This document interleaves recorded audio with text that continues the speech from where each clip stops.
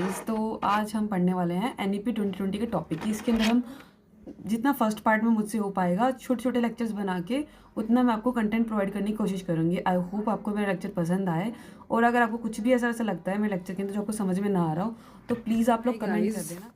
तो आज हम पढ़ने वाले हैं एनईपी 2020। एनईपी का मीनिंग होता है नेशनल एजुकेशन पॉलिसी, ना कि न्यू एजुकेशन पॉलिसी, जो पहले मुझे भी दिल्ली में था। मुझे लगा था कि न्यू एजुकेशन पॉलिसी होता है, बट नहीं, नेशनल एजुकेशन पॉलिसी होता है। नेशनल एजुकेशन पॉलिसी हमारे इंडिया में अब तक 3 एनईपीज़ आ चुकी हैं। कौन कौन सी? फर्स्ट आई थी 1968 के अंदर, जो सबसे पहले आई थी। सेकेंड आई थी 1986 के अंदर, एंड थर्ड आई थी 2020, जो कि हमारे पास वो थर्ड नंबर पे आई थी। और हमसे अगर पूछा जाए कि सेकंड और थर्ड एनईपी के बीच में कितना गैप है, तो कितना गैप है हमारे पास? 34 ईयर्स का गैप है। ओके, और हमें पता है एनईपी 2020 का डेवलपमेंट किस प्रकार से हुआ था, मतलब वो कैसे सोची गई, किस तरीके से उसका विकास हुआ। तो सबसे पहले जो कमेटी आई थी वो था एस सुब्रमण्यम कमेटी आई थी, जो कि 2016 में आई थी। ओके, वो आई थी एनईपी 20, मतलब कि जो शिक्षा के विकास के लिए आई थी वो, इन शॉर्ट आपके पास। उसके बाद आई थी, क्योंकि सुब्रमण्यम जी चले गए थे, उसके बाद मतलब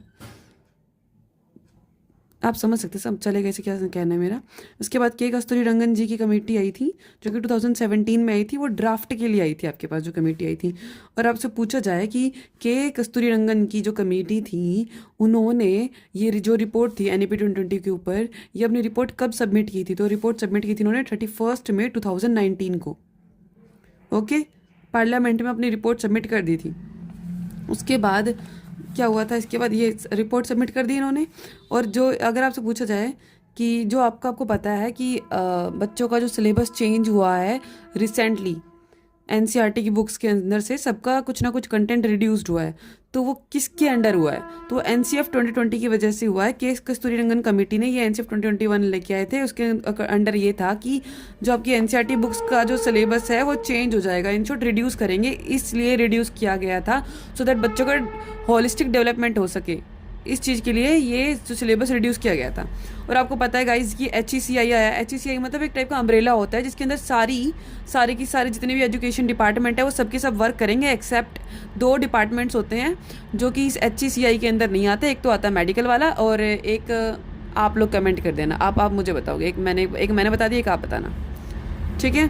जो 2 डिपार्टमेंट होते हैं इसके अंदर नहीं आते, एक मैंने बता दिया, एक मेडिकल वाला डिपार्टमेंट ये लोग नहीं हैंडल करते, एक और नहीं करते, और आप वो मुझे बताना।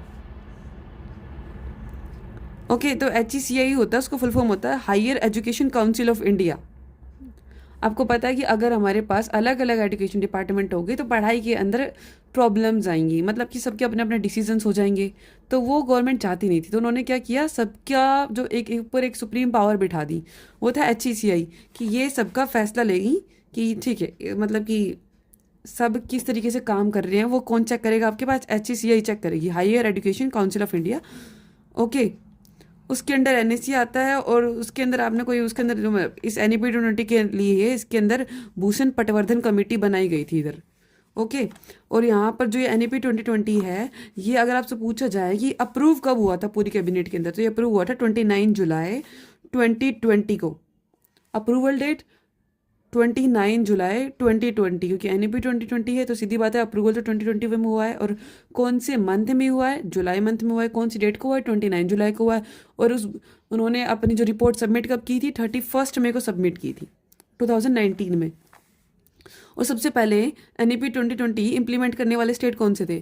कर्नाटका, एंड सेकेंड नंबर पे MP। ओके गाइज, नेक्स्ट आता है आपके पास एनईपी 2020 जो है, उसके मतलब वो इम्प्लीमेंट करने के पीछे सबसे ज़्यादा मेन क्रेडिट था किसका? MHRD का। MHRD जिसका नाम आज चेंज करके हो गया है मिनिस्ट्री ऑफ एजुकेशन।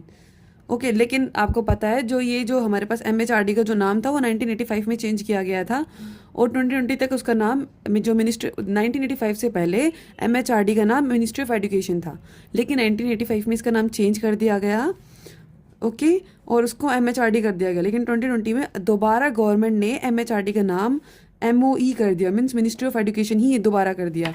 और गैस मुझे आपको यहाँ पर बताना था, आपको पता है हमारे एनईपी 2020 से पहले जो हमारा जो एजुकेशन पॉलिसी थी, जो पहले वाली एजुकेशन पॉलिसी थी, वो हमारे पास एजुकेशन पॉलिसी 10+2 टाइप की थी। 10+2 टाइप की, मीन्स कि 10+2, जैसे आपको पता है कि हम 10 तक तो एक ऐसे नॉर्मल पढ़ रहे होते थे, फिर 11-12 में आके हमारे पास सब्जेक्ट्स चूज़ करने का ऑप्शन आ जाता था। लेकिन अब गवर्नमेंट ने कह दिया कि आप मल्टीपल डिसिप्लिनरी जो आपका ये है, इस टाइप का आप सब्जेक्ट चूज़ कर सकते हो कि आपकी जो चॉइस है वो चूज़ करो।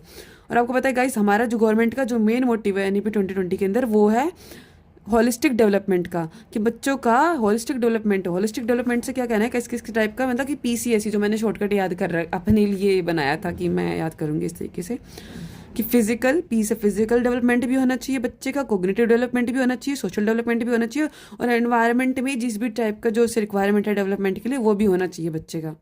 ओके, यहाँ पर मैंने बताया था आपको कि हमारे पास जो पुरानी एजुकेशन पॉलिसी थी वो 10+2 में डिवाइड थी, लेकिन अब जो एजुकेशन पॉलिसी है वो इस तरीके से डिवाइड है, 5+3+3+4। ये 5 जो ये है आपके पास फाउंडेशन वाला हिस्सा, ये FPMS जो मैंने शॉर्टकट लिखा है अपने लिए, फाउंडेशन, यहाँ पर आपका preparatory stage, middle stage, secondary stage, ये FPMS जो मैं आपको अभी पूरा डिटेल में बताती हूँ, ये जस्ट मैंने शॉर्टकट बताया आपको याद करने के लिए। FPMS 5+3+3+4, इस टाइप से अब हमारी एजुकेशन पॉलिसी हो चुकी है। नाउ अब हम पढ़ने वाले आगे। तो गाइज देखो, आपको पता है कि हमारे इंडिया में सब बच्चे तो पढ़ाई करने जाते नहीं है। अब सब नहीं जाते तो कम से कम जो गवर्नमेंट का डेटा था उसके अकॉर्डिंग ये था कि लगभग जो 2 करोड़ बच्चे हैं जो अभी तक स्कूल की मेन धारा के अंदर, मेन स्ट्रीम मतलब मुख्य धारा के अंदर नहीं है, तो हम उनको मुख्य धारा में लाने चाहते हैं। तो एनईपी 2020 ने ये निर्धारित किया, सुनिश्चित किया उन लोगों ने कि जो 2 करोड़ बच्चे जो हमारी मुख्य धारा में नहीं है, जो पढ़ाई से जुड़े हुए नहीं है, उनको हम दोबारा एनईपी 2020 लगने के बाद मुख्य धारा में लाएंगे। इनका ये मोटिव था। और एनईपी 2020 के अंदर क्या होता है कि बच्चे के अंदर, बच्चे का असेसमेंट करना, बच्चा टीचिंग में मतलब अच्छा, मतलब अपना अच्छे से पढ़ पाए, जो बच्चे टीचिंग के अंदर नहीं है, मतलब अभी बच्चे जो पढ़ नहीं रहे, उन्हें वापस उस मुख्य धारा में जोड़ा जाए, ये सब चीज़ें हमारी इसके अंदर एनईपी 2020 के अंदर सुनिश्चित की गई थी कि ये हम कराएंगे, इसका उद्देश्यों में थी ये। जो स्कूली शिक्षा थी, जो 1 to 12 थी, वो किस डिपार्टमेंट के अंदर आती है अगर पूछ लिया जाए तो आप क्या कहोगे, DSCL, यानी कि डिपार्टमेंट, ये लर्न करने का तरीका है मेरा, तो department of school education and literacy के अंदर आता है आपकी स्कूली शिक्षा। पूछा जाए कि स्कूली शिक्षा किस डिपार्टमेंट के अंदर आती है, तो कौन सी डिपार्टमेंट के अंदर आती है, department of school education and literacy के अंदर आती है। ओके, ये इसके बाद आता है कि आपकी जो जो जो FLN है, ये बहुत इंपॉर्टेंट फुल फॉर्म है। FLN, foundation literacy and numeracy, ये बहुत एक, मैं आपको बहुत सिंपल वे में बताती हूँ। इसके अंदर ये जो इंग्लिश में लिखा हुआ है इतना पढ़ने की भी जरूरत नहीं है। फाउंडेशन लिटरेसी एंड न्यूमेरेसी का मीनिंग ये होता है कि जो गवर्नमेंट ने एनईपी 2020 के अंदर ये सुनिश्चित किया कि जो हमारे जो बच्चे हैं जो 3rd क्लास तक के हैं, from anganwadi stage to 3rd class तक जो बच्चे हो गए हमारे, उनको एटलीस्ट बेसिक कैलकुलेशन आए, बेसिक पढ़ना आ जाए, मतलब जो आधारभूत चीज़ें हैं हमारी लैंग्वेज के अंदर, कैलकुलेशन के अंदर बेसिक इंग्लिश आ जाए। तो उन्होंने ये सब निर्धारित करने के लिए इसको FLN की मतलब FLN बनाया। ओके, ये इसका जो मोटो था FLN का वो यही था कि क्लास 1 to 3rd के सभी स्टूडेंट्स को बेसिक कैलकुलेशन, बेसिक हिंदी और बेसिक इंग्लिश की नॉलेज हो जाए। ओके गाइज, नेक्स्ट आता है ECCE, ये बहुत इंपॉर्टेंट है, early childhood care and education, ECCE। ये हमारे पास किस चीज़ के लिए होती है, यहाँ पर इसके अंदर ECCE के अंदर अगर आपसे पूछा जाए स्कूल एजुकेशन के हिसाब से, स्कूल एजुकेशन के हिसाब से ECCE के अंदर बच्चों की एज होती है 3 to 6, स्कूल एजुकेशन के हिसाब से। अगर पूछा जाए होलिस्टिक डेवलपमेंट के हिसाब से ECCE के अंदर बच्चों की एज तो वो होती है 0 to 6 ईयर्स की। 3 to 6 ईयर्स की एज गैप के अंदर क्या होता है कि बच्चों, जो NCERT ने डेवलप किया एक करिकुलम 3 से 6 साल के बच्चों के लिए। आपको पता है हमारे इंडिया के अंदर जो भी टेक्स्ट बुक्स होती हैं और वो सब की सब NCERT ही बनाती है, और जो NCERT जो बनाती है, हमारी जो सबकी सब टेक्स्ट बुक्स बनाती है, वो इस तरीके से बनाती है कि वो इंडिया के लेवल पे, साथ साथ में ग्लोबली लेवल पे हमारे इंडिया का कोई भी बच्चा पीछे ना रहे। तो ये सब देखते हुए हमारी जो NCERT है वो बच्चों के लिए बुक्स का मतलब निर्माण करती है, बुक्स बनाती है उनके लिए। ओके, हाँ, तो इसके अंदर ECC के अंदर क्या बताया गया था, तो ECC के अंदर ये बताया गया था कि जो 3 से 6 साल के बच्चे हैं तो उनके लिए NCERT एक डेवलप करेगी, 3 से 6 साल के बच्चों के लिए NCERT जो है वो डेवलप करेगी एक national curriculum pedagogical framework for early childhood care and education. Means उनके लिए NCERT कोई NCP FVCCE का कुछ निर्माण करेगी कि सो दैट बच्चों का होलिस्टिक डेवलपमेंट हो। इन छोटी है early childhood care and education के अंदर कि बच्चों का होलिस्टिक डेवलपमेंट हो, मीन्स फिजिकल भी, कॉग्निटिव भी, सोशल भी और एनवायरमेंटल वे भी हर तरीके से बच्चों का विकास देखना ECC के अंदर आता है। ओके गाइज, नेक्स्ट जो मैं आपको बता ही रही थी कि new pedagogical and curriculum structure, जो नया अब स्ट्रक्चर है हमारी जो एजुकेशन का, वो क्या है एजुकेशन का, 5+3+3+4 है। 5 कितने से कितनी उम्र के बच्चे आते हैं इसके अंदर बच्चे आते हैं 3 से 8 साल के बच्चे, जितने भी 3 से 8 साल के बच्चे हैं वो इसके अंदर आते हैं, इस 5 ईयर्स के एज ग्रुप के अंदर आते हैं, ये जो स्टार्टिंग वाले के अंदर आते हैं, जिसे हम फाउंडेशनल स्टेज कहते हैं।